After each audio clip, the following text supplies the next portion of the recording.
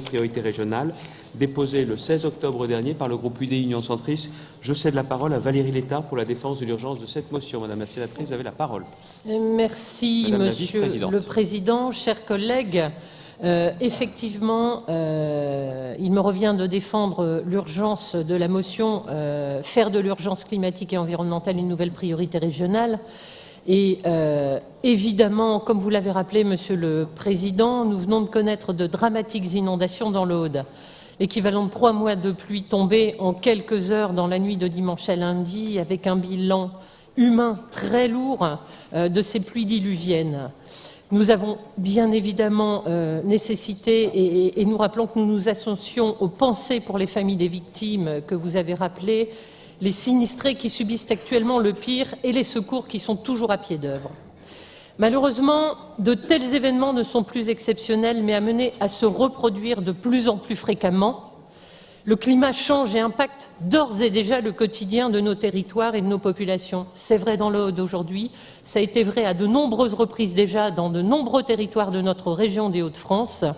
Et je ne suis pas sûre, Monsieur Guignot, d'ailleurs, que les nombreuses victimes de ces événements climatiques ne considèrent, comme vous le faites, que tout cela ne relève pas d'une nécessité à redoubler d'énergie, de démultiplier les efforts dès aujourd'hui, cher monsieur, pour faire en sorte de prendre en considération les changements de comportement et la nécessité d'action, encore une fois.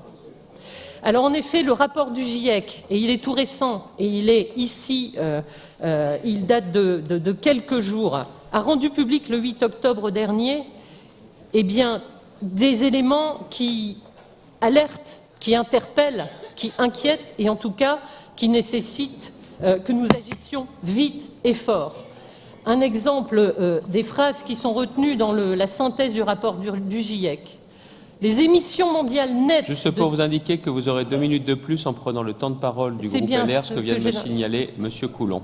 Merci, Monsieur le Président, de nous le rappeler. Et effectivement, mon temps de parole sera décompté pour l'explication de vote. Les émissions mondiales nettes de dioxyde de carbone d'origine anthropique devraient être réduites d'environ 45% par rapport au niveau de 2010 d'ici à 2030. Du point de vue des lois de la physique et de la chimie, la limitation du réchauffement planétaire à 1,5 degré est possible, mais il faudrait pour la réaliser des changements sans précédent. Les perspectives étant ce qu'elles sont, au-delà de ce réchauffement climatique, il y a bien évidemment des catastrophes irréversibles qu'il faut d'ores et déjà traiter.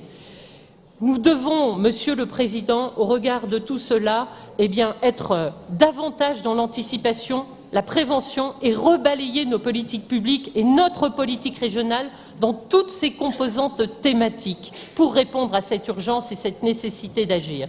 Cet après-midi, nous souhaitons échanger avec vous sur le fond de cette motion, car en tant qu'élus, nous devons prendre nos responsabilités pour cette nouvelle partie de mandat. Nous attendons que notre collectivité s'engage et prouve par ses politiques que pour répondre à l'urgence climatique et environnementale, eh bien, nous allons prendre la tâche, que tout cela soit au cœur et en priorité dans toutes nos actions. Alors, je me permets de rappeler quand même une phrase que le président Chirac avait dit au sommet mondial de Johannesburg. La maison brûle et nous regardons ailleurs.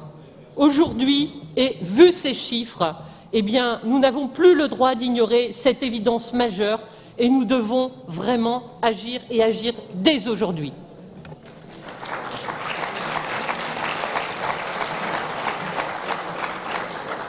D'autres interventions, Monsieur Guignot?